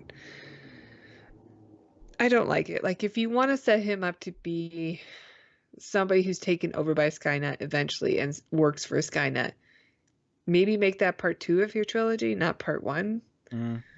Because we still need to get to know this John Connor, which we don't really. Yeah, this movie takes it for granted that we care about everything. And it's like, it doesn't matter that you're a sequel. You have to still earn it. You still have to earn, especially since it's new actors in almost all the roles. Like, Arnold's the only one, and even he's like a new character technically, because he's not Terminator 2 Arnold. He's not Terminator 1 Arnold. He's this new Arnold that's been set back to when Sarah Connor was 9 years old. Yeah. Oh, actually, we forgot to mention earlier on, before the T-1000 got killed, it mimics Kyle Reese, and Sarah doesn't know which one is real, and she just takes a shot at one of them to see if it's the T-1000. Like, I don't think the comedy in this movie is good, but I do like the idea of this joke. Mm-hmm. I think yeah. I don't think these actors sell it. I mean, it's kind of ripped off from Star Trek 6, but it's cool. That's the sort of killer reference I wait for, Tara. Um, so yes, Terminator and John Connor fight. They eventually get away from him by using the big MRI machine, the big the magnets in that to hold him back. Which is whatever, is fine as an effect. I mean, it's metal's one weakness. That's all right. It's not a bad looking scene. Yeah, and they drive off. They go to like their base, which they've been setting up for a while, or Arnold's been setting up since they went through time, and he's got like an arsenal. But we find out he's been keeping the drawings that Sarah did as a little girl of him, implying that maybe he cares. And they even have Kyle kind of bond with him a little bit because, like, in the first part of the movie, he kept saying, "Oh, why is he old? I've never seen an old Terminator," and he's like, "I'm old, not obsolete." And then in this present day section, at one point his hand starts malfunctioning and he has to kind of hit it, and he looks up at because they're kind of, and this is the part I didn't like before this moment in this scene. Basically, it's a pissing contest where the Terminator and Kyle are like they're putting bullets in the clips, right? That's what they're doing, and they're just doing tons and tons of clips, and they start racing, and like Arnold's looking at him like, "Oh, I can beat you, young man," and I'm like, why does the Terminator have an ego? Why does he have a dick measuring contest? They're trying to go for like, this is like, dad meeting his daughter's new boyfriend or something and trying to measure him up. I think it's kind of like doesn't work that, but yeah, it's not supposed to be that way. Yeah. And Arnold knows better. Arnold should know better. Arnold does know better. I think he's too busy getting paid and being old to fight them on it. Money. Because Arnold needed another paycheck in 2015. I'm sure he was doing just fine at that point. He had 8 years of governor salary. I don't know how much a governor gets paid in Italy, but I imagine it's reasonable. But I mean, they pay a lot of money to stay governor, so that's true. So he starts malfunctioning, and Kyle says, Arnold says, "I'm old," and then Kyle says, "But not obsolete," and it's like, oh, is he starting to accept him? He's starting to accept that he can trust him, maybe. Respect Knuckles. Yeah, that's what it kind of felt like. And I mean, even all the other super broy. He's just broy Kyle Reese. I don't even remember what scene it was. It might have been in the hospital, but there's like one point where Sarah's like, and for the record, it didn't mean anything when we're standing naked together. When I held you, it was just really scary. Okay, it didn't mean anything. I'm like, why is Sarah such an annoying little? You want to use it? No, I'm not going to use it. I'm going to be classy. I'm going to be classy and not use the B word. But no, I was thinking it though. No, I was thinking it. Yeah, I don't know. It just kind of furthers the divide of why these two shouldn't be together. Mm-hmm. Yep. Of course, we see John Connor's actually been working with Cyberdyne, and they actually have Danny Dyson, the kid from Miles Dyson from T2. Why? He's in charge now. Just so we can have a Dyson? Yeah, his dad's retired, and he's the head of Cyberdyne. And I mean, okay, I'm not gonna lie, I did kind of chuckle at a little joke they have here. I mean, obviously, the ethics of building a time machine for a company is so weird. Like, what do you plan on doing with it? But I did kind of like the thing is like, what are we building a time machine, and when are we building it? That's not relevant. I was like, okay, that was mildly amusing. That was mildly amusing. It doesn't really belong in a Terminator movie, but it was mildly amusing. So we see that, and then John Connor shows up at the base because he knows where they are, and we get them.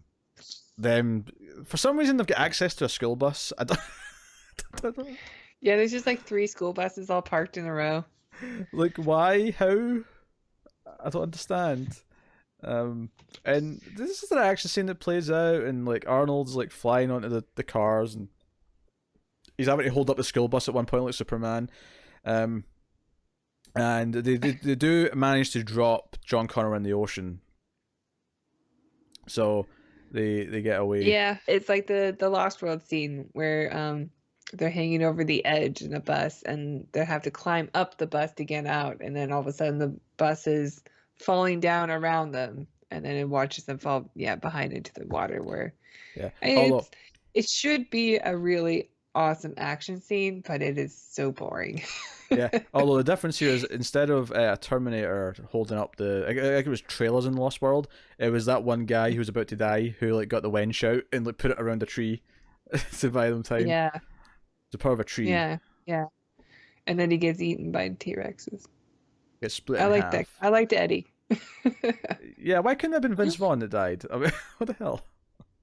Yeah, nobody cares about him. And He also, talks too fast. how have we referenced both Jurassic Park 3 and Lost World in the same review? I don't know. This is your fault. It was you on both occasions as well, might I add. I mean, to be fair, I'm always thinking about dinosaurs, so that could be it. Who doesn't? I mean, it's dinosaurs. So... Dinosaurs. Hello, John.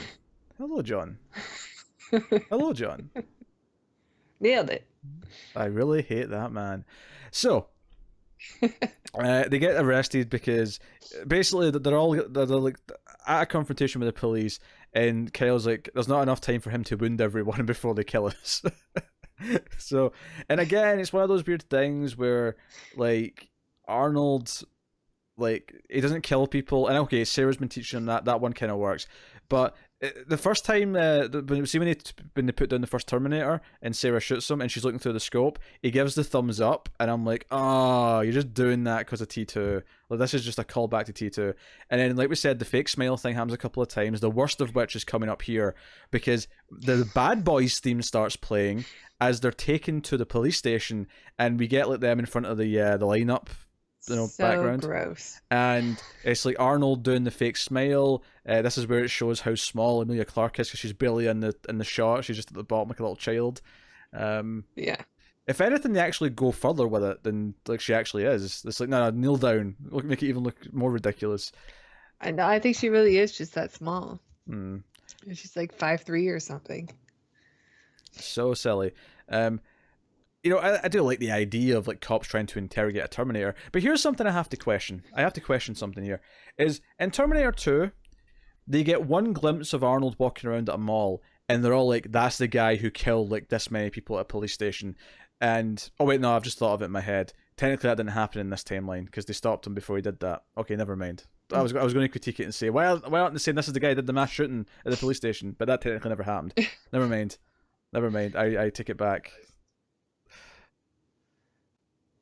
Yeah. I hate the Bad Boys music in here. Of course. Remind me of that scene from It Chapter 2 where all of a sudden there's just this song that plays and it's meant to play for laughs, and you're just like, what am I watching? Why is this here? And this is like getting into the third act as well. This isn't even like early in the movie. This is like getting into the end game. You know, this is before because the whole plan is to go to Cyberdyne and blow it up, which again, that was kind of the end of a T2. We kind of did this already. But of course, it's like all these fancy buildings. We see that they're actually already making the liquid metal, although it's not got CPUs yet, so it's not like alive or anything like that. And like, okay, whatever. So again, like, it feels like a combination of Cyberdyne from T2 because of what the plan is, but also the final stuff in T3, you know, when they go to save her dad, and it's like all the prototypes of like the flying Terminators and stuff are around, and like, I don't know. Especially since I always got the impression in T1 and 2 that the Terminators in the future were designed by Skynet. And for some reason, like Terminator 3 and Genisys are determined to tell us, no, the humans built all these things first, and Skynet just uses them. Not necessary. Yeah. I mean, you kind of get the idea that they are being built in T2 because Dyson has the arm, and maybe he's working from that. Like, he gets the idea he can build the Terminator from the arm. Sure, okay. I can see that. But that's all we get. We don't actually get any other kind of confirmation about it. Nah, we get nothing. You know, they get out of the police station because J.K. Simmons lets them out, and they are like they get a helicopter. There's a helicopter chase because John Connor's in another helicopter, and this just looks bad. Like, you know, Arnold's "I'll be back" moment is him jumping out of the helicopter and just going head first into the other one, and it feels like such a goofy moment to me. And despite the fact that he does this big sacrifice moment to do this, John Connor gets out of his helicopter okay and actually gets to Cyberdyne first. He arrives before the others do. Yeah. And it's also just another reason for him to have the, oh, maybe that's not his part. Where does he walk out from the fire and he's on fire? Oh, that was before his body is like. That was before the school bus because they blew up the building that they were in, and he walked out of that on fire. Yeah, that was that. So it's just a recreation of the T2 scene where the liquid metal comes out of the burning truck. Mm-hmm. Mm-hmm. Okay, we get it. And of course, when we go into Cyberdyne, they're not with Arnold at first. Arnold's kind of like, you know, he crash landed somewhere. But they go in and we start getting holograms popping up of like. So throughout the movie, we've been seeing these ads for like Genisys in the background, and it's like this kid like talking in the background, like this sort of like almost like ghost of a kid in this like background of the ad. It's super creepy. Ghost is the right word. It's very creepy, and it doesn't seem like a good marketing strategy. But we get this kid popping up and talking as if it's Skynet, like, you can't stop me. And why does Skynet have information from the future? I mean, I guess John Connor told him stuff, but it seems to have all the memories. Like, when he talks about, like, you know, taking John Connor over, he talks about it as if he's the one who did that, as if Skynet did this and remembers doing it. It's weird. But, you know, it keeps changing, and then eventually, you know, it keeps getting older, and by the time, like, you know, it's almost the launch of this Genisys program that's going to, like, you know, activate Skynet worldwide. As it's evolving, it's getting an older version of itself, which is stupid. Yes. There's no reason why it would have like a visual representation of it getting older. But eventually it's Matt Smith. Eventually we see Matt Smith. They keep and then we all go, oh, that's why they casted him. They just keep shooting the projectors. Like there's like a whole section of this final part of the movie where they just keep shooting projectors because they're annoyed by this hologram. Because there's nothing to actually fight them back until John Connor shows up again. But yeah, so a part of this whole ending is just kind of blurs in my head. Like, they're just running around and there's fighting with John Connor, and he has Sarah Connor at one point, and he's going to kill her, but Arnold can't like kill Sarah Connor by like detonating the bombs. So because his mission is to protect her, so he can't kill her. But it's also the only thing that's stopping him from releasing the bombs and destroying Skynet. So even John Connor can't kill Sarah Connor in this moment. It's kind of a whole weird thing. But it turns into a fight between them two where they kind of like all team up to get him into the time travel as Tara swigs more gin into the time disruptor. It burns. Not as much as this movie. And basically Arnold has to hold him in there, and you know, Sarah Connor's like screaming like, no, Pops, because she calls him Pops. We didn't even mention that, like, Pops. Oh yeah, so I don't like it. But he holds him in long enough. He actually gets like kicked out of the bubble eventually, and it still kills John Connor. But he lands in the liquid metal, and as soon as you see his head like go into the liquid metal, you're like, oh no, what crazy fan film bullshit are they going to pull on us here? And sure enough, they do the fake out. So after the explosion, they have survived in a room down below, and the door rips open, but it's like the T-1000 like arm that comes in and like rips out the door, but it's Arnold. And they're like, we thought you were dead. He's like, only upgraded. And that's why the T-1000 thing at the start of the movie, where it brings back the Terminator, is there to justify why Arnold's like torso and head get into liquid metal, turns him into essentially a T-1000 with maybe just his head and torso still there. I hate this. I despise this. I don't think I groaned Like I mean, I hated the John Connor stuff, I really do. But this was just such fan service bullshit. This was like, oh, wouldn't it be? You can just see two idiots in a room going, wouldn't it be cool if Arnold became a T-1000 and he was like a super Terminator? Yeah, I'm glad you brought up the Pops thing too, because this is so far from the Sarah Connor that I really, really love. Because she's like, calling him Pops is just, can you imagine Linda Hamilton saying that? I mean, no, No. and I understand the circumstances are different. Like he took care of her when she was 7, all the way through now, and her parents are dead in this world, and he's like her father figure. But it's just, it's too much to take for someone who already knows this character. I'm gonna go kill my cat. Yeah, that's fine. Terminate him.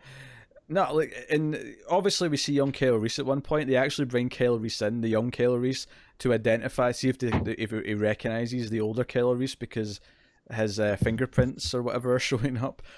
Why they have this kid's fingerprints on the system, I don't know.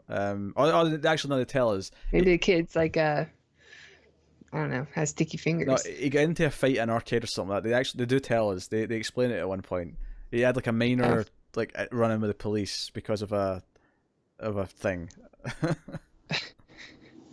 So he's in the system. All right. Was it actually matched though? Are they not a different size? Maybe it doesn't matter. Maybe it just enlarges them to match, I guess. I have no idea. Yeah, I don't know. Just a thought. I don't know the ins and outs. So yeah, that's them. They survived, and I have to complain a lot about the final scene because the final scene to me is so insanely stupid that I can't even begin to comprehend. They go to Kyle Reese's house, right, his family home that he's living with his parents, and they go here because Sarah Connor has to give him, or actually no, it's just Kyle. She goes up and talks to him first because he likes her, because he's already got a crush on her apparently. But he's like, no, I need you to like have a message to you need to remember this, right? Basically, this is him telling his younger self to remember the information about going to 2017 and how to stop the Genisys, how to stop Skynet. There's a problem with this though. They stopped it from happening. They've stopped Judgment Day. None of this is going to happen now. What nonsense is this? I don't know. I can't explain this time travel. I can spoil that this will not be making my list of top time travel explanations. This makes no sense. The writers have no idea what they're doing with this time travel. They don't even have a clue. And isn't it weird that this one ends with them actually stopping Judgment Day? And it's not like, oh, Judgment Day will still... Because it's clearly meant to have more sequels because they have the old Arnold mystery. And they have him, like, you know, watching them as they make out, and it's kind of... And obviously the kiss is meaningless and feels forced and doesn't work at all. Nope. But, like, they ride off into the sunset, and it's like the future is not set. And I'm like, I know you want sequels. Because there's a mid-credit scene. Did you watch the mid-credit scene? No, I turned it off. I knew there was a mid-credit scene because I was watching this on Netflix. Luckily, I did not have to rent this one because Netflix saved the day. But do you know Netflix when it finishes, it gets the credits, it always like shrinks and gives you like, oh, watch this next or whatever. It only doesn't do that when there's another scene coming later. You know, because as the credits kept playing, I'm like, wait a minute, the credits aren't shrinking. That usually means there's a mid or post-credit scene. So I let them play as I was looking at Twitter or whatever.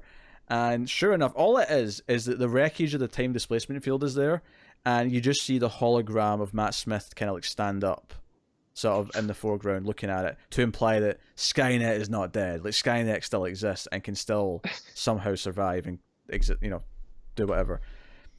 Okay, but like, so Skynet is a program, not a building. Mm-hmm. So is he just as powerful as he usually was then? As he was before? No, I think the idea is that he's a program that was going to be sent out to everyone at this time. Although that doesn't change the fact that people have to download it before it becomes active, so it doesn't really add up from a logical point of view. But I think the idea is that he is just in this building right now, and he was going to be spread to everyone at Genisys' launch. But that didn't happen because they blew up the building. Right. Okay. All right. Don't you just love this piece of shit? I think this is worse than 3. I really do. It's got a lot of problems. I mean, 3 is just a gross movie. It's gross. It's because it takes the Terminator franchise and it just says, let's make fun of it and make fun of all of its fans. No, that is completely fair. But here's the one thing Terminator 3 has over this movie, is that it's coherent. Is that it, on some level, A to B to C makes some sense. You know, it flows well enough, even if it's not good. This movie, there are entire gaping plot holes in the time travel stuff. So many of the moments are just retreads. I mean, don't get me wrong, we complained in Terminator 3 about them just repeating things from Terminator 2, but this movie even more so. Like, even on the nose, even how it repeats stuff from the previous movies. Yeah, just recreate it. Literally remake some of the scenes from the original movie. You know, it's yeah, I don't even. This movie is like, it is this franchise's like Batman and Robin, or it's Batman v Superman. I love how I have 2 examples to pick from that. Batman and Robin might be the better comparison, not just because Arnold's in that, but just because it's so stupid. I think Batman and Robin is Terminator 3. It's more watchable. Because that feels like a Schumacher film when you watch it.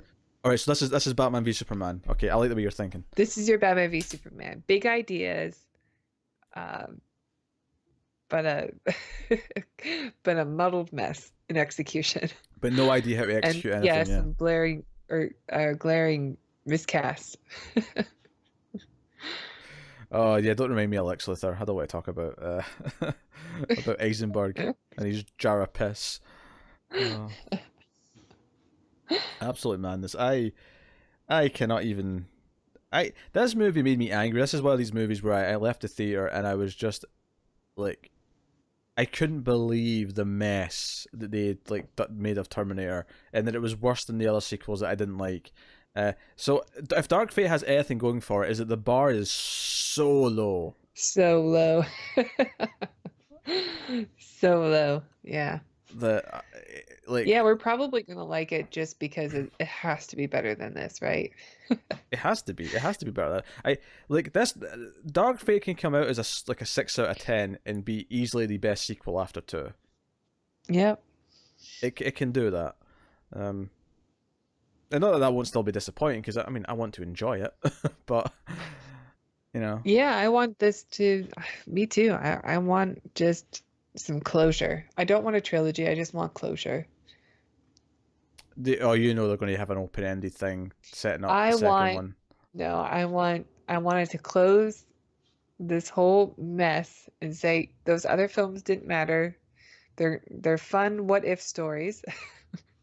And here it is. Here's the final piece. It's done. No more.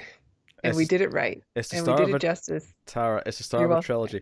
Yeah, you'll probably get a mid-credits scene. You'll probably get, like, I don't know, old age Robert Patrick, like, forming out of liquid metal. So I don't know what they're going to do. Or Michael Biehn.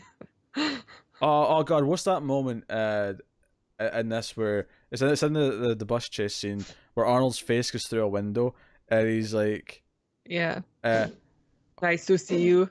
Get out. Nice to see you. Get out. Like, oh my god. This movie's garbage. Yeah. This movie is straight up garbage, and there's, outside of 1 or 2 things I mildly like the idea of, or 1 or 2 silly jokes. And to be fair though, even the jokes that kind of amuse me, like the J.K. Simmons lines, they don't belong in a Terminator movie. Like, I can appreciate the humor on its own, but they do not belong in this movie. And then all the other humor doesn't work at all. It's out of place. Isn't funny. No. Tara just downed her drink, for the record. It's all gone. It's all gone. That's what the movie did to you. Oh dear. So, yep. I guess we're at the fateful point in this where we're going to rate this sumbitch. So. Okay, I guess I'll go first, as per usual. I'm sorry, would you like me to go first? No, it's my show. I'll go first. Look at me. See, I'm the captain now. we are literally the podcast version of Kyle Reese and Sarah Connor. I started off all confident and you were too nervous. And look at you now, you're taking over and you're like, I'm the one in charge. I'm the badass. I'm the captain now. On your feet, soldier. Oh, dear. Well, I don't like this movie. It is boring. It is messy. It seems to want to play like homage to the great films of the franchise, but it totally whiffs on the characters. Everybody is miscast in this film. Nobody is playing the right part. All the lines are wrong. These are characters that we know already, and everything sounds like it's being spoken by somebody else. I don't like this movie. It is about on par with Terminator 3. I don't remember exactly what I rated that movie, but I think I'm going to give this one a 3. I think you gave that a 3 as well. Well, for me, I mean, you said something there that really speaks to me. You said it wants to like emulate like all these these great films. I would go one step further and use the phrase greatest hits. It wants to be a greatest hits of moments from T1 and T2, and it does it without any of the heart, any of the soul, any of the atmosphere, or the drive, or the momentum that those films have. It just doesn't have those things. And like you say, the characters are all miscast. Or just downright bad actors. Even Arnold somehow feels miscast, which is weird because he's played a Terminator. But he does. He somehow feels miscast. And the thing is a mess. It doesn't look visually interesting. The editing is all over the place. It is the definition of a messy modern film that has no passion behind it. There's no like artistic like idea that is like, this is what this movie is. This is what we're excited about. I'm being distracted because Foxy's been all cute on the other end of the camera. What's the matter? She's crying. So my What's rating, the matter? if I'm not interrupted by Foxy, Sorry. my rating is honestly 2 out of 10. Wow. So you're saying that this is Captive State level bad? I think I rated Captive State higher than this. I think you did too. I think I rated it a 2. That's my lowest one so far. And I'll stand by that opinion. I think Captive State is a better film than Terminator Genisys. I'll stake my reputation on it. Yeah. And you know, I think everything I've said as well is like is true on an objective enough level, but you add in the subjectivity of already caring about the franchise and being attached to all this stuff, and you have that extra anger level that just makes it even more, well, infuriating. So, come on, Dark Fate. Come on, Dark Fate. Don't be a dark fart. Be a Dark Fate. Oh, Dark Fart. That's what I'm going to call it. See if it's bad. It's going to be Terminator Dark Fart. That's dumb. I didn't mean to laugh at that. That was stupid. This is what happens when you've had one drink, is you're laughing at my dumb jokes, and it's amazing. You should have one drink at the start of every review we ever do. All right. Oh boy. But I guess that wraps up. Genisys. We've done it. We did all 5 current Terminator movies, which is sure did. Which is cool, and it does kind of make me say, hey, we should do another franchise at some point soon. You know, Ooh. Start one off and start chipping away at it. Maybe not as quickly as this one was. We did talk a lot about the Jurassic Park movies. We did, although we do have a time travel theme, and there's a certain trilogy. Yeah. I guess so. Good enough reason as any. Dun, dun, dun, dun, dun, dun, dun, dun. I assume that's what you're talking about. Yes, that is the one. Yes, they found me, Marty. I don't know how, but they found me. Who? The Libyans. I love that line. He goes so high pitch. He's so high pitch. It's great. I just saw Christopher Lloyd in another movie actually from like 2016. He played this Oh, he's still creepy. acting? Yeah, he played this creepy neighbor who may or may not have been a serial killer. And the movie's about this teenager who's trying to like follow him and figure out if he is. It was a decent little movie. It's called I Am Not a Serial Killer. If you want to see like a recent Christopher Lloyd movie, you can do much worse than that, I think. But is it going to be part of your 31 Days of Scream or whatever Octoberthon? oh no, this was something I watched just for my own October viewing. What? But yeah, I know. I mean, by the time You watch movies when they're not for review? not super often, but I mean, I have been doing it recently. I've been in a movie mood.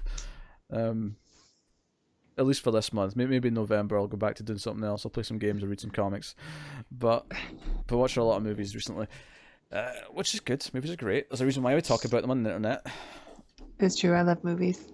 Movies are When good. I didn't have a job for like 30 days, I watched like 3 movies a day. And that is why you are Great. qualified for this show. This has been episode, I want to say 28 of the Atomic Cinema Experiment. Whoa. Oh no, it's not been now because we recorded like another one. So yeah, this is 29 or 30. We're in the 29 or 30 range now. Oh well. Whoa. I know. Look at us go. I have to do something special for 50, maybe. I don't know. Yeah, maybe. Well, 50 will be close to the 1 year mark. That's true. Yeah. So it'll be during. And we are going to do. I think for the 1 year we want to do the remake of The Day the Earth Stood Still to celebrate the. But yeah, so that is Terminator Genisys. I am pleased to get to the end. I'm looking forward to Dark Fate. Cautiously looking forward to Dark Fate. Me too. We've been burned before too many times. 3 times specifically. 3 times in a row. So you can of course let us know what you think of Terminator Genisys in the comments below. You can like and subscribe, and you can ding that bell on YouTube to make sure you get the notifications, because we post enough content that YouTube doesn't always actually send out notifications for everything to the subscribers. So if you want to make sure you get notifications, ring the bell. And of course you can rate us on the podcast app you use. Apple Podcasts being the most common one. Give us 5 stars on there. It helps us out a lot. It spreads us out a bit more. It means Apple recommends us more to other people listening to other shows. So please do that. And that's a good idea. Tara did also tell you about Patreon earlier on the show, so I'll just remind you that Patreon exists, get some bonuses, and I'm sure by now we might have had another exclusive episode up. I don't even think we'll decide what it is yet. I think we're going to talk about that in like a minute as soon as we hang up. Well, not hang up, but hit the record stop button. That's what we do. Tara, promote other content we do. I've been talking for a long time. Yeah, you can if you like science fiction. We've been doing this Twilight Zone reviews, so maybe 1 drink is too many. Yeah, you proper slurred that. We've been doing the Twilight Zone reviews. You check those out. Also, you and Connor have been going through the Star Trek shows, and you're on season 2 of Next Generation, so you should check those out, because Star Trek is the king of all television, and it's science fiction, so it's great. Yeah, it's pretty great. It's I think not. You guys do a fine job reviewing them. So. Oh, thank you. You're almost making me not want to do what I was about to do, but I'm going to do it anyway because I've not done it yet. Yeah, Star Trek's great, but it's not as good as the hit television show Buffy the Vampire Slayer. That is so lame. That doesn't. I know. That shouldn't count. It wasn't a good one. I know. I never had a chance. I realized I hadn't done it yet. I got my Tasha Yar reference in. I noticed you did. Yeah, go check out the Star Trek. And me and Tara will be reviewing the Watchmen TV show, which actually by the time this goes up might have already just started or just right about to start. So you can see, me and Tara talk about Watchmen, and Tara will be like, Rorschach showed up, and that was some Rorschach. That was Amandius. Rorschach's such a funny word. Oh dear, I can't wait to hear the yum yum at the end of this one. So that has been the Atomic Cinema Experiment. Thank you very much for watching or listening. We love you loads. Keep watching sci-fi movies, guys. Oh, and next week, I almost forgot to tell you what's coming next week. Next week, we will be doing the original Time Machine from the 1960s. So back to time travel season. Yeah, back to time travel season. And we'll be doing that. So that is us. So thank you once again for watching or listening. And Foxy's being too cute. We'll see you next time. Keep watching the sci-fi movies, guys. And computer at salsa. Yum, yum.